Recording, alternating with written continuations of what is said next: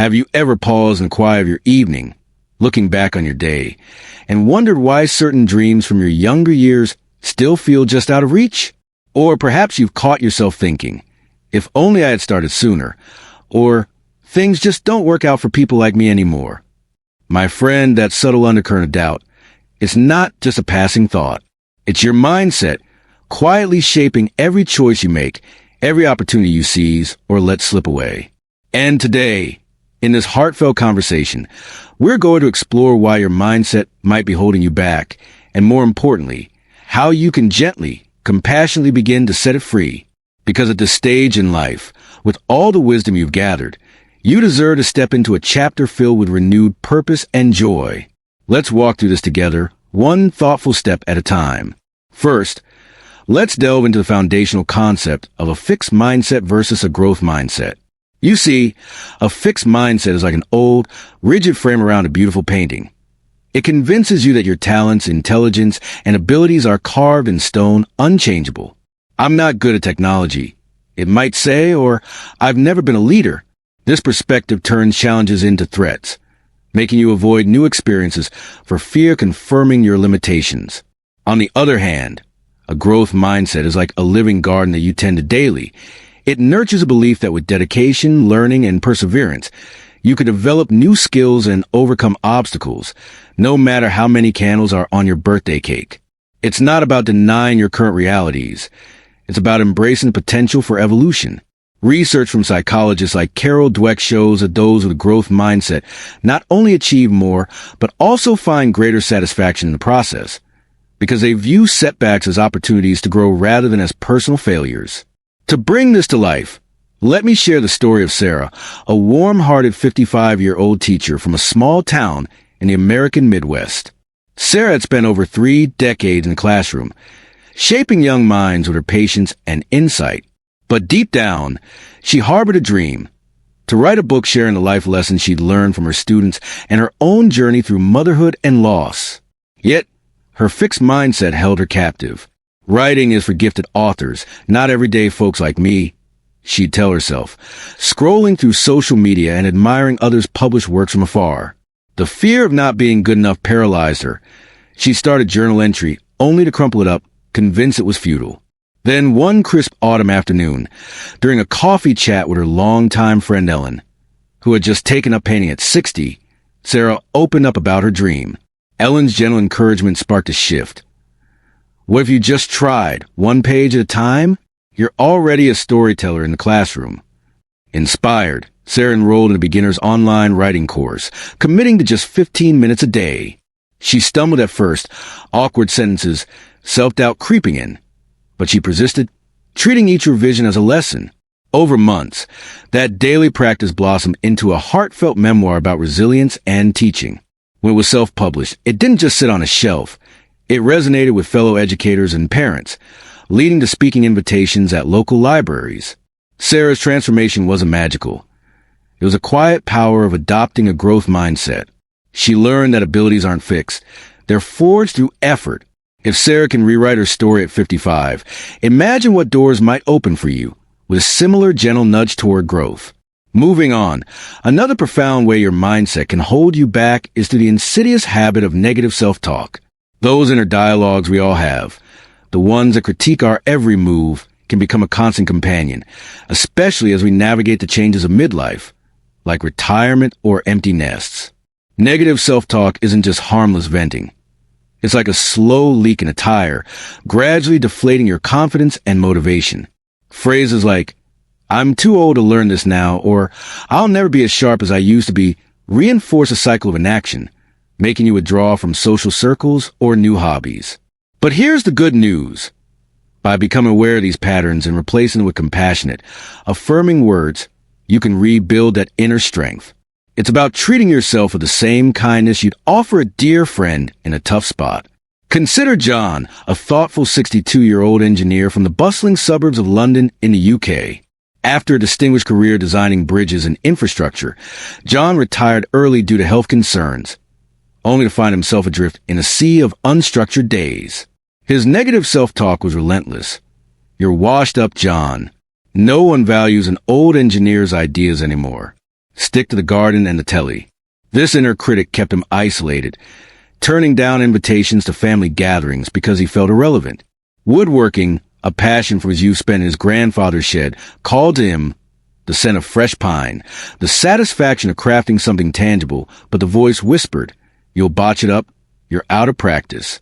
Then, during a routine doctor's visit, his physician shared a personal story about rediscovering painting post-retirement, emphasizing how positive affirmations helped. Intrigued, John started small. He bought a basic woodworking kit and began journaling his thoughts each morning, consciously countering negatives with truths like, "I have decades of problem-solving experience. I can adapt and learn." He joined an online forum for senior hobbyists, sharing his first shaky project, a simple birdhouse, and receiving encouraging feedback.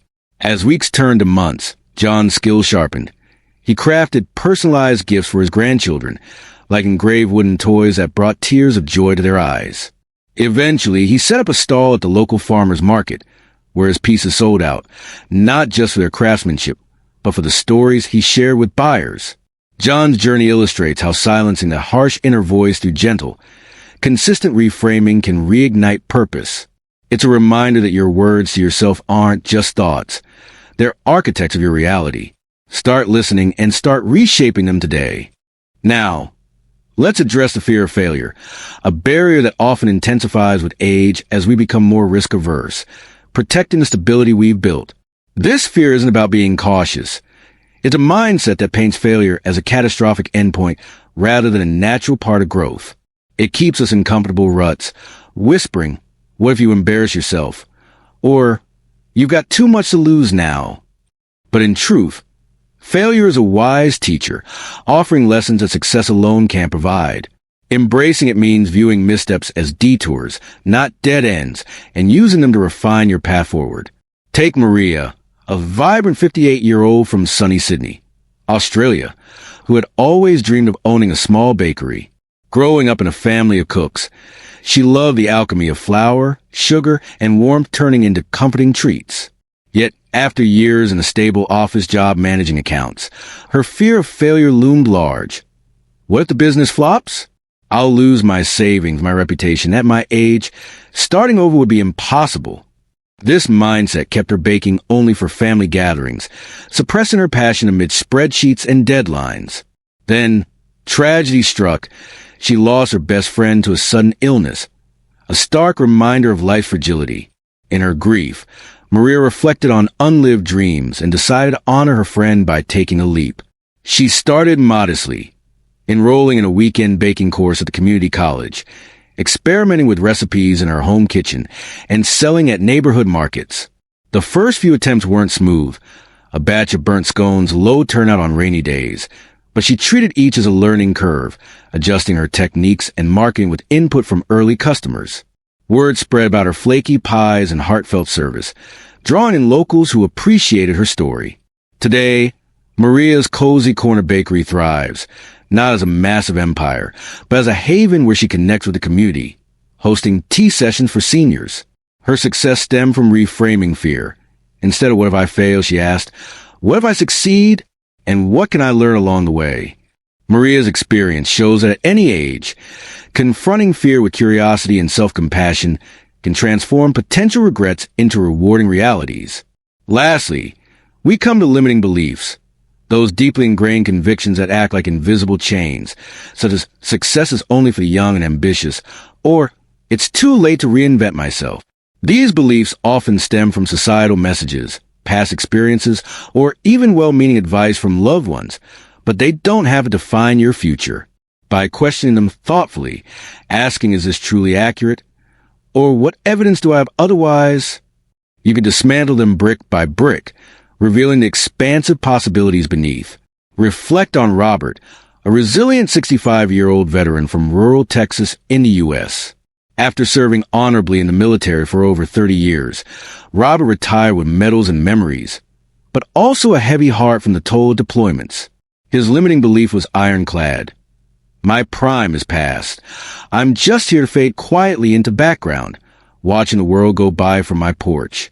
This mindset led to days of solitude, declining offers to join veterans groups because what do I have left to offer? But during a Memorial Day parade, seeing young service members inspired him to volunteer at the local VA center.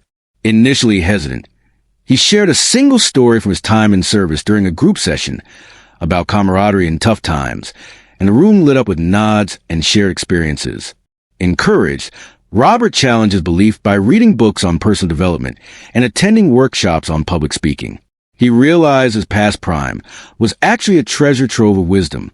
Soon, he became a mentor to younger veterans, helping them navigate post-service life, and even started a podcast sharing life lessons from front lines. Invitations poured in for him to speak at schools and events, where his authentic voice moved audiences to tears and applause. Robert's shift proves that limiting beliefs are not facts. They're stories we can edit. By gently interrogating them and taking action, he not only found purpose, but also became a beacon for others. As we come to the close of our time together, I invite you to sit with these ideas for a moment. Breathe deeply and ask yourself, which mindset barrier, the fixed thinking, the negative chatter, the fear, or those limiting beliefs, feels most present in your life right now? What small, kind step could you take this week to begin loosening its hold? Perhaps journaling your self-talk, trying a new class, or sharing your dreams with a trusted friend. I'd be honored if you'd share in the comments below. What resonated with you most from these stories? Has a mindset shift ever changed your path? Your insights could inspire someone else on their journey. If this video has touched you or sparked a light within, please give a thumbs up. Subscribe to join our community of thoughtful explorers and share it with a friend or family member who might need this gentle encouragement today. Remember, my friend, your mindset isn't set in stone. It's a canvas awaiting your brush. With patience and care, you can paint a masterpiece of a life. You've earned it, and I'm rooting for you every step of the way.